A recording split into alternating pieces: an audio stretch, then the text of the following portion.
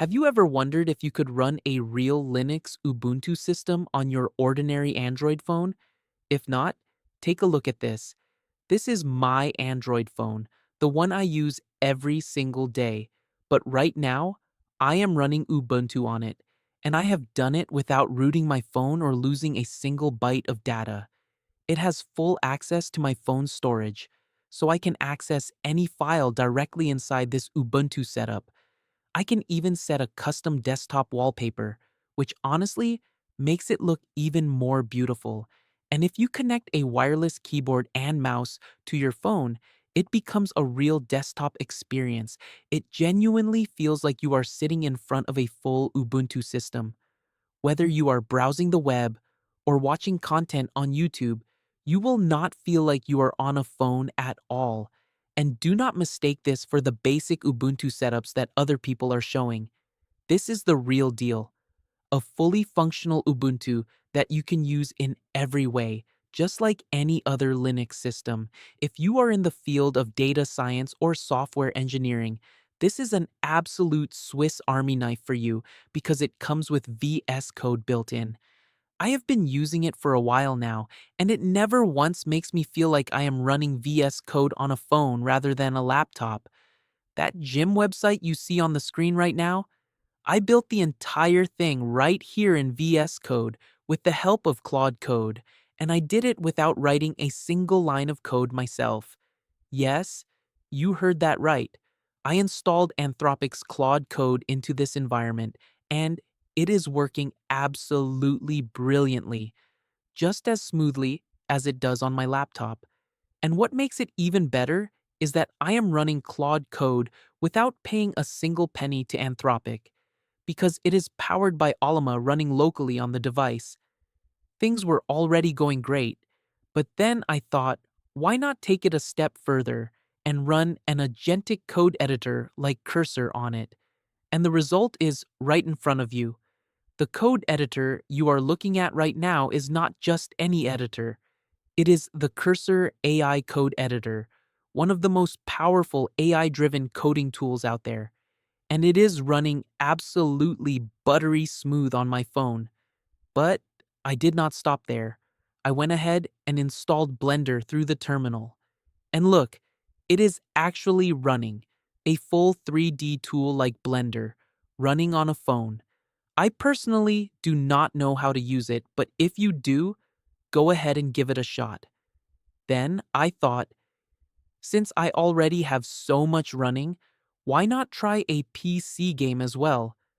I could not run anything too heavy, since phones are not that powerful after all, so I installed Open Arena.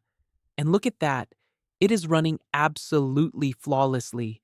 You will need that wireless keyboard and mouse to play it, but it runs like a dream. You can try out other games too.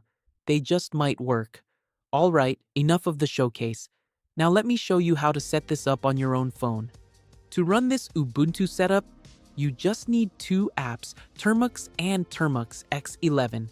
I have a repository linked below that has the download links for both apps, so you can grab them easily. Go ahead and download those first. You will also need to run a few commands in Termux. But do not worry, it is all just copy and paste. Copy the first command from the repository and open the Termux app. Paste the command in and hit enter. This will update your packages and install the Ubuntu environment. It may take a little time since it also extracts the Ubuntu package after downloading, so just let it finish.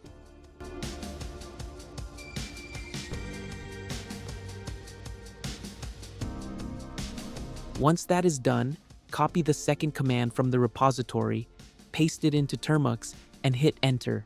This will install Termux X11. Wait for it to finish. When the installation is complete, copy the display command from the repository, paste it into Termux, and run it. Once it is running, open the Termux X11 app that you installed earlier and leave it running in the background.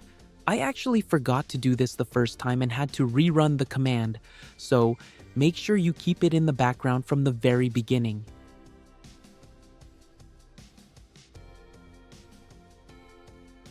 After that, copy the udroid login command from the repository and run it. Next, run the export display command, which will start the display and audio for you.